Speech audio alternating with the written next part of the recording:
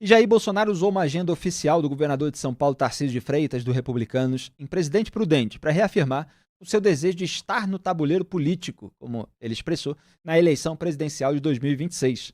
Em seu discurso de 5 minutos, Bolsonaro, que foi declarado inelegível pelo Tribunal Superior Eleitoral até 2030, disse que eleição sem ele é negação da democracia e afetou superioridade sobre Tarcísio. O ex-presidente afirmou, aspas, espero estar no tabuleiro político no ano que vem, porque eleição sem Jair Bolsonaro é negação da democracia. É difícil? É, mas esses desafios realmente marcam e fazem a diferença. Meu muito obrigado a todos vocês, ao meu amigo Tarcísio, ministro meu por quase 4 anos. Convidei ele para ser candidato a governador, ele deu uma relutada, né?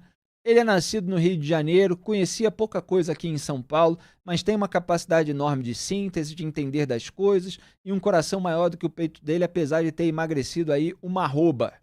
Ele vai ficar melhor, tenho certeza. Sentiu o gostinho da política, não sai mais. Tem um grande futuro pela frente. Um baita de um gestor.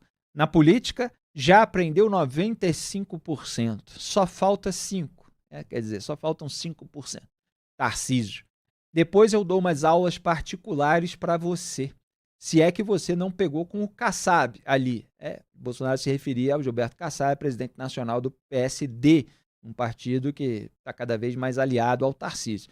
Acredito em vocês, continuou Bolsonaro, acredito em Deus, estamos juntos e desafios estão aí para serem vencidos. Fecho aspas. Eu, Ricardo Kerstmann, fiz até um comentário irônico no X, questionando, né?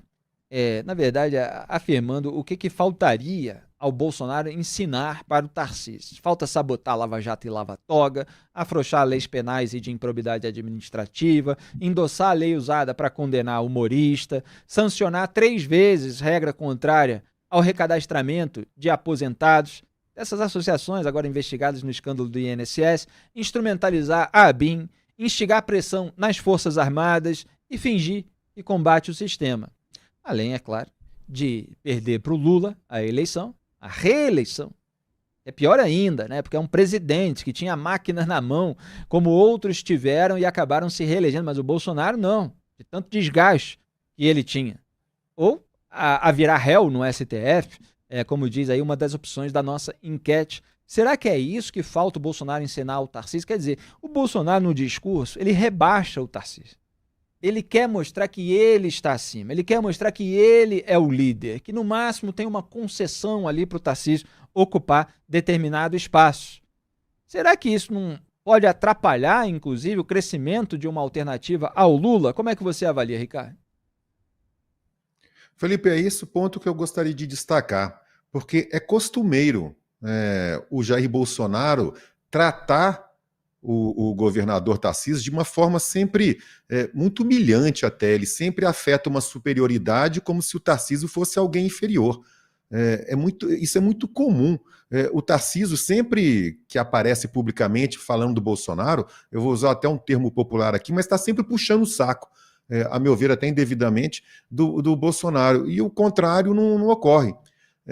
Esse é um ponto, Felipe, que eu acho que vai mostrar, né, daqui para frente, principalmente à medida que a gente vai caminhando para 2026, esse ponto vai mostrar até onde bolsonarismo e Tarcísio, se de fato ele for candidato à presidência, vão caminhar juntos.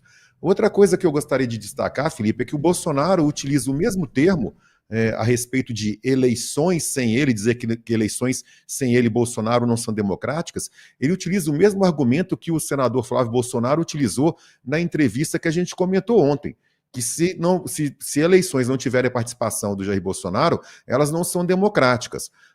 Felipe, isso é mais uma dessas falas, né, contra o sistema eleitoral, contra a própria democracia, como se sem a presença do Bolsonaro todo o resto fosse ilegítimo. É óbvio que não é assim. Como dizia a Fátima exatamente. Bezerra, governador do Rio Grande do Norte, do PT, no caso do impeachment da Dilma Rousseff, que também era uma medida absolutamente legal. E por fim, a respeito dessa oferta, né, de dar aulas particulares ao Tarcísio, né, já que falta 5% para aprender, Eu, se fosse o Tarcísio, dava a mesma resposta que o Alexandre de Moraes deu quando o Bolsonaro ofereceu a vice-presidência na chapa com ele. Eu declino.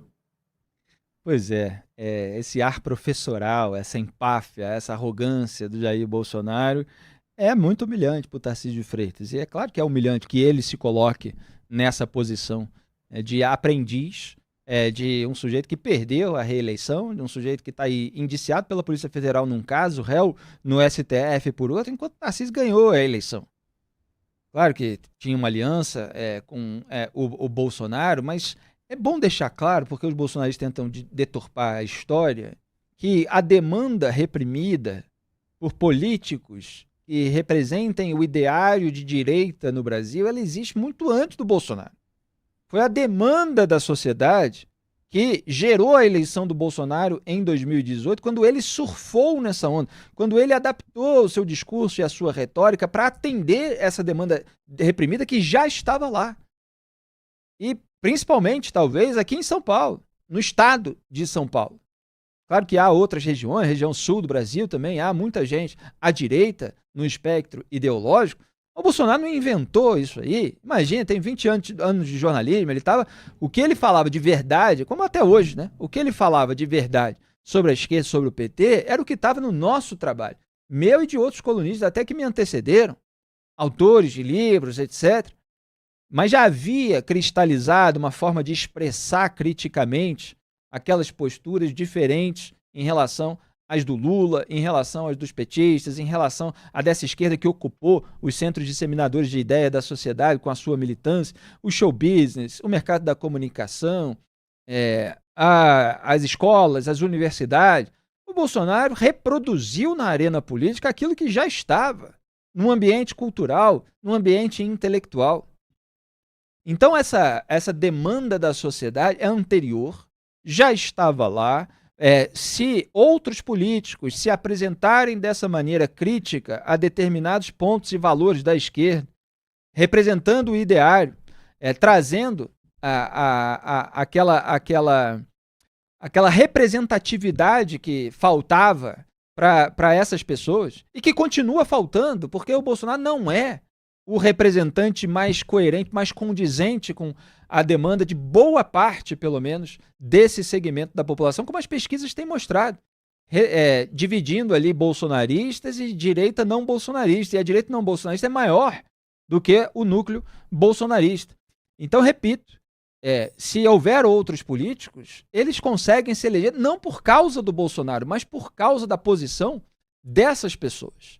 Então é preciso fazer essa dissociação, porque muita gente só acompanha o debate público pela superfície, só vê o momento em que tem político na televisão falando alguma coisa, não lê os trabalhos que estão por trás, porque político repete o que alguém já escreveu em algum lugar. Essas pessoas que só veem a superfície, elas acham que a direita surgiu com o Bolsonaro. Isso é uma inversão histórica completa.